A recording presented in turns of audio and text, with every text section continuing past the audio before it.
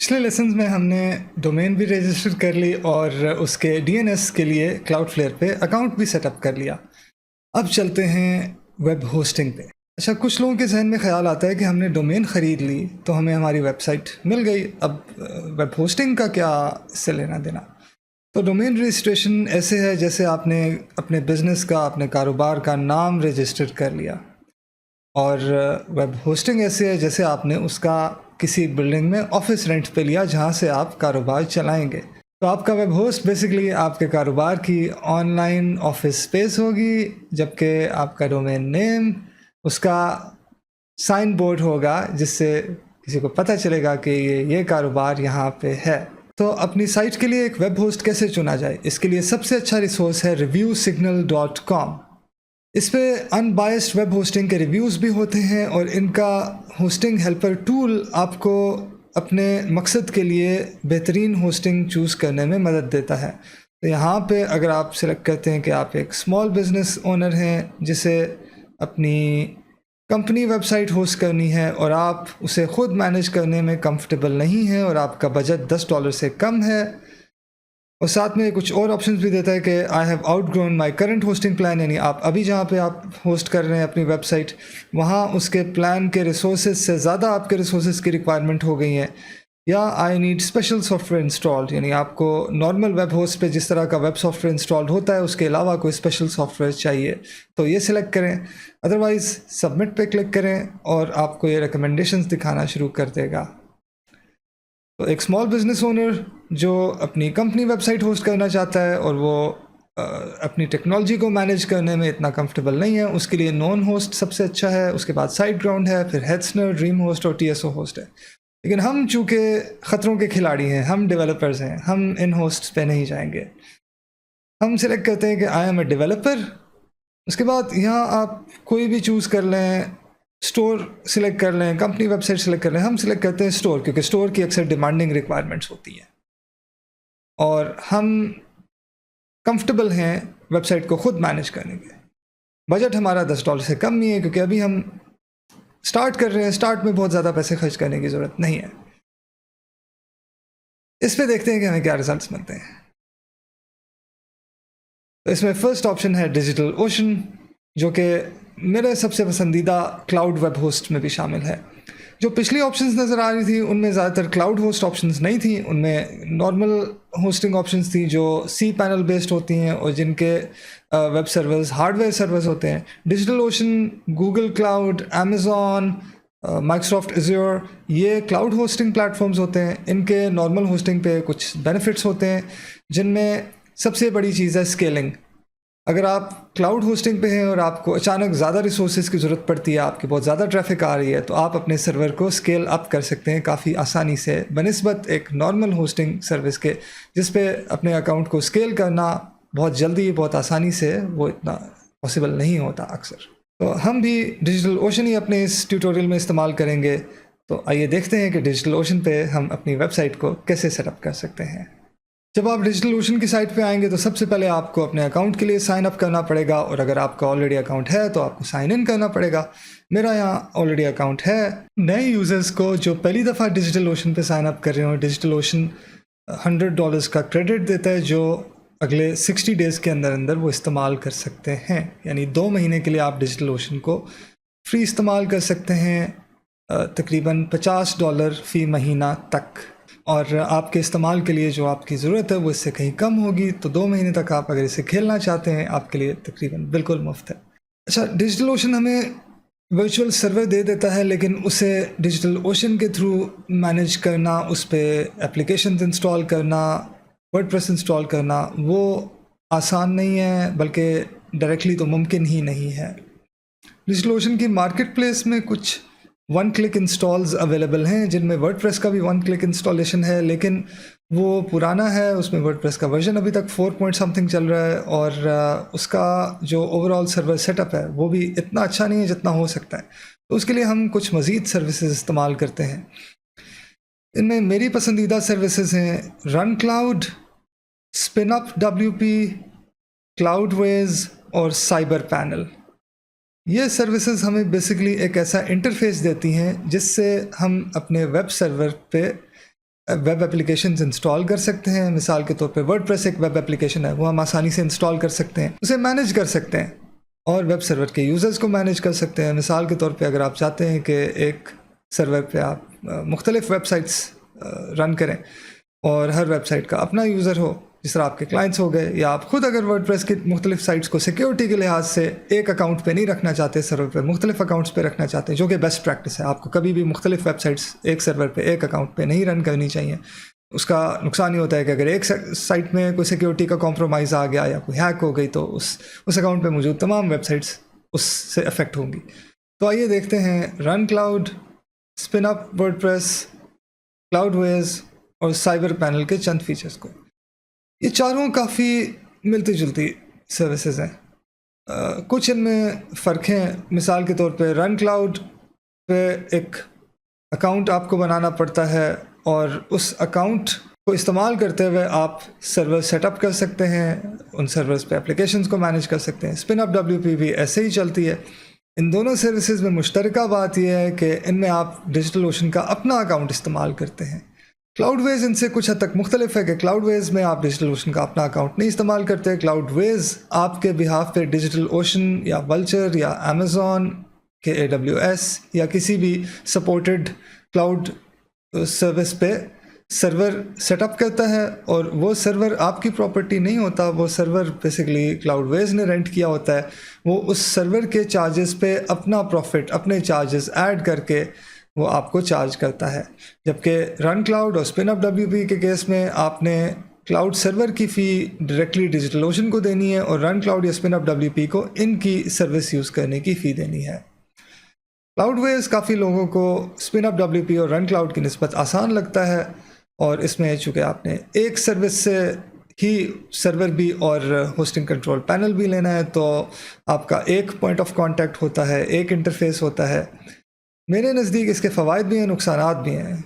फ़ायदा ये है कि ठीक है, एक जगह से आप सब कुछ मैनेज कर सकते हैं, लेकिन नुकसान ये है कि आप अपने होस्टिंग कंट्रोल पैनल और अपने सर्वर प्रोवाइडर को सेपरेट नहीं रख सकते। यानी अगर आपके क्लाउडवेज के अकाउंट पे किसी वजह से कोई कॉम्प्रोमाइज़ होता है तो आप ये नहीं कर सकते कि क्लाउडवेज को अपने डिजिटल ओशन अकाउंट से डिस्कनेक्ट कर दिया और डिजिटल ओशन के सर्वर को डायरेक्टली मैनेज कर लिया। आपका डिजिटल ओशन सर्वर इस अकाउंट से परमानेंटली टाइड है, और आप क्लाउडवेज अकाउंट लूज़ करते हैं तो आपका डिजिटल ओशन सर्वर भी लूज़ होता है। दूसरी तरफ स्पिन अप WP और रन क्लाउड, ये एक सर्वर के लिए अगर आपने इस्तेमाल करनी है तो क्लाउडवेज से कुछ महंगी सर्विसेज हैं, लेकिन इनमें आपका कंट्रोल पैनल और आपका cloud service provider completely independent accounts पे होते हैं। इनकी प्राइसिंग चेक कर लेते हैं। रन क्लाउड का बेसिक प्लान तकरीबन $6.5 से कुछ ऊपर पड़ता है फ़ी महीना। प्रो प्लान $12.5 और बिज़नेस प्लान $37.5। आपको अगर शुरू में सिर्फ एक सर्वर चाहिए तो बेसिक प्लान आपके लिए काफ़ी है, और इसमें वो तमाम फीचर्स आपको मिल जाएंगे जो आपको ज़रूरत है। अगर आप इसे डिजिटल ओशन के $5 माहाना के सर्वर के साथ इस्तेमाल करते हैं तो आपका टोटल माहाना बिल बनता है $11.67। स्पिन अप WP पे आए तो उसकी प्राइस रन क्लाउड की प्राइस से कुछ हद तक मिलती जुलती है, लेकिन थोड़ी सी ज़्यादा है। इसके पर्सनल प्लान की माहाना प्राइस $9 है, यानी इसे अगर आप डिजिटल ओशन के $5 माहाना वाले सर्वर के साथ इस्तेमाल करते हैं तो आपका टोटल माहाना बिल बनेगा $14। क्लाउडवेज को अगर आप डिजिटल ओशन के $5 माहाना वाले सर्वर के साथ इस्तेमाल करते हैं तो ये आपको उन दोनों सर्विसेज से सस्ता पड़ेगा। इसका बिल आपका बनेगा $10 माहाना, यानी इनकी एक सर्वर के लिए फ़ी $5 है। लेकिन इसमें जैसे जैसे आप बड़े सर्वर की तरफ जाते जाएंगे आपका क्लाउडवेज का बिल उस हिसाब से बढ़ता जाएगा। यानी अगर आप $10 माहाना वाला डिजिटल ओशन सर्वर इस्तेमाल करते हैं तो आपका क्लाउडवेज का टोटल बिल होगा $22, लेकिन $10 वाले सर्वर का रन क्लाउड के साथ बिल होगा $16.67 और स्पिन अप WP के साथ बिल होगा $19। अब देखते हैं साइबर पैनल की ऑप्शन। ये भी एक बहुत अच्छा फ्री ऑप्शन है, और ये light speed web server use करता है जो कि काफ़ी फास्ट और काफ़ी हाई परफॉर्मेंस सर्वर समझा जाता है। लेकिन इसका सेटअप एक न्यू यूज़र के लिए थोड़ा सा कॉम्प्लिकेटेड हो सकता है। इसके फीचर्स एक न्यू यूज़र के लिए थोड़े से ओवरवेलमिंग हो सकते हैं। बहरहाल अगर आप इसे ट्राई करना चाहते हैं तो मैं हाईली रेकमेंड करूँगा कि ज़रूर इससे खेलिए, इसके फ़ीचर्स को सीखिए। बहुत अच्छी सर्विस है। और अगर आपको इन तमाम अभी तक जो हमारे डिस्कस किए गए सर्वर कंट्रोल पैनल्स हैं, इससे थोड़ा ये महसूस हो रहा है कि यार ये हम कितनी चीज़ों में पड़ गए हैं। पहले डोमेन, फिर क्लाउड होस्टिंग, फिर ये तमाम कंट्रोल पैनल्स। तो क्या ऐसा नहीं हो सकता कि हम एक ही जगह से डोमेन ख़रीदें, वहीं पे हमें होस्टिंग मिल जाए और हमें किसी थर्ड पार्टी पैनल की भी ज़रूरत ना हो? तो EasyWP एक अच्छी सर्विस है जो बिल्कुल बेसिक बिगिनर साइट्स के लिए काफ़ी मुनासिब है। ये डिजिटल ओशन को नहीं यूज़ करती, ये किसी भी क्लाउड प्रोवाइडर को उस तरह से डायरेक्टली नहीं यूज़ करती। ये नेम चीप की सर्विस है। जब नेम चीप से आप डोमेन ख़रीदते हैं तो उसी डोमेन ख़रीदने के इंटरफेस में आपको एक EasyWP की ऑप्शन भी नज़र आती है, जिसे अगर आप साइन अप करें तो आप उसी डोमेन को EasyWP पे सेटअप करके इस पर अपनी साइट स्टार्ट कर सकते हैं। इसकी प्राइसिंग भी देख लेते हैं। ये स्टार्ट होती है तकरीबन $4 से कुछ कम फ़ी महीना, और पहला महीना सिर्फ $1 में। और जैसे जैसे आपके रिसोर्सेज की ज़रूरत बढ़ती है, इसके उससे बड़े प्लान्स भी मौजूद हैं। मैं ख़ुद ये इस्तेमाल भी नहीं करता और रेकमेंड भी सिर्फ चंद लिमिटेड केसेस में करता हूँ कि अगर आपने सिर्फ़ और सिर्फ सीखना हो छोटी सी किसी साइट के साथ। अगर आपने किसी भी किस्म की कॉम्प्लेक्स साइट बनानी है, किसी ई-कॉमर्स टाइप की या ऑनलाइन कोर्सेज टाइप की साइट बनानी है, उसके लिए ये बिल्कुल भी मुनासिब नहीं है। ये ब्लॉग, पर्सनल साइट, छोटी सी पोर्टफोलियो साइट, छोटी सी ब्रोशर साइट, उसके लिए ये काम चला सकता है। इस कोर्स में हम रन क्लाउड इस्तेमाल करेंगे क्योंकि ये इन तमाम ऑप्शंस में सबसे सस्ती है। मेरे पास SpinUp का भी अकाउंट है जो कि इस्तेमाल किया जा सकता है, लेकिन रन क्लाउड आपके लिए निस्बतन अफोर्डेबल रहेगा। हम DigitalOcean के $5 महाना सर्वर के साथ अपना काम शुरू करेंगे। उसमें ये तकरीबन $60 से कम हम ऐड करें तो ये महाना बन जाते हैं $12 से कुछ कम। और DigitalOcean के सर्वर पे अगर हम बैकअप इनेबल करें, जिसका तकरीबन $1 महाना एडिशनल चार्ज होता है, तो ये तकरीबन $13 से $14 महाना आपको पड़ेगा, जो कि बहुत मुनासिब है एक वेबसाइट चलाने के लिए, एक क्वालिटी होस्टिंग का मिलना इतने पैसों में। तो ये था हमारा कुछ होस्टिंग की ऑप्शंस का ओवरव्यू। इसके अलावा भी बहुत होस्टिंग ऑप्शंस हैं। मैं आपको चंद ऑप्शंस अवॉइड करने का कहूँगा जिनमें सरफहरिस्त हैं ऐसी कंपनीज़ जो EIG नामी एक ग्रुप की मलकियत हैं। उनमें काफ़ी मशहूर ब्रांड्स आ जाते हैं। आप अगर list of EIG owned web hosting company search करें तो आपको उसकी कई लिस्ट्स ऑनलाइन मिल जाएंगी। उन्हें आप अवॉइड करें क्योंकि वो बहुत लो परफॉर्मेंस और बहुत पुअरली सपोर्टेड सर्विसेज हैं। इसी तरह GoDaddy एक और सर्विस है जो मैं ख़ुद भी अवॉइड करता हूँ और दूसरों को भी अवॉइड करने को कहता हूँ, बिकॉज आप उसमें जितना पे करेंगे उस हिसाब से आपको उतनी वैल्यू नहीं मिलती। बिल्कुल एंट्री लेवल सस्ती साइट के लिए अगर आपको होस्टिंग चाहिए तो उसके लिए भी EasyWP जैसी ऑप्शन मौजूद है। तो GoDaddy और HostGator और Bluehost टाइप की सर्विसेज पे जाने का कोई किसी किस्म का मकसद नहीं बनता। बहरहाल वर्डप्रेस किसी भी मॉडर्न होस्टिंग प्रोवाइडर पे इंस्टॉल किया जा सकता है। तो आइए हम रन क्लाउड को इस्तेमाल करते हुए अपना पहला DigitalOcean सर्वर वर्डप्रेस के लिए सेटअप करते हैं। आप जब रन क्लाउड के लिए रजिस्टर करेंगे उसके बाद आप रन क्लाउड डैशबोर्ड में आएंगे तो आपको आपके सर्वर्स की लिस्ट मिलेगी और यहाँ पे आप connect to a new server click करके एक नया सर्वर इसमें ऐड कर सकते हैं।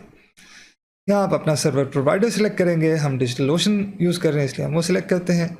उसके बाद हमारे पास ऑप्शन आएगी या तो हम सर्वर बिल्ड करें या हम सर्वर को IP एड्रेस के साथ कनेक्ट करें।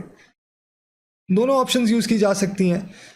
सेकंड ऑप्शन तब इस्तेमाल की जाएगी अगर आपने DigitalOcean के अकाउंट में जाके पहले अपना सर्वर बना लिया है, तो उस सर्वर को आप रन क्लाउड के साथ ही ऑप्शन इस्तेमाल करते हुए कनेक्ट कर सकते हैं। लेकिन ज़्यादा आसान ऑप्शन बिल्ड सर्वर की है। इसमें आपको DigitalOcean में जाके पहले अपना सर्वर बनाने की ज़रूरत नहीं है, आपके लिए रन क्लाउड ये काम करेगा। उससे पहले आपको एक छोटा सा काम करना पड़ेगा कि रन क्लाउड को DigitalOcean के साथ API की के थ्रू कनेक्ट करना पड़ेगा। इस इंस्टॉलेशन नोट में ये रीड हेयर के लिंक पे आप क्लिक करेंगे तो आपका DigitalOcean अकाउंट का API सेक्शन ओपन होगा, जहां आप एक नई API की जनरेट कर सकते हैं जो इस्तेमाल करते हुए आप DigitalOcean के साथ रन क्लाउड को कनेक्ट कर सकते हैं।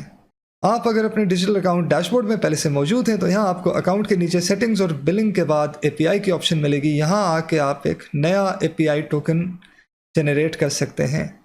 जब आप इस पर क्लिक करेंगे तो आपने टोकन को कोई नाम देना होगा।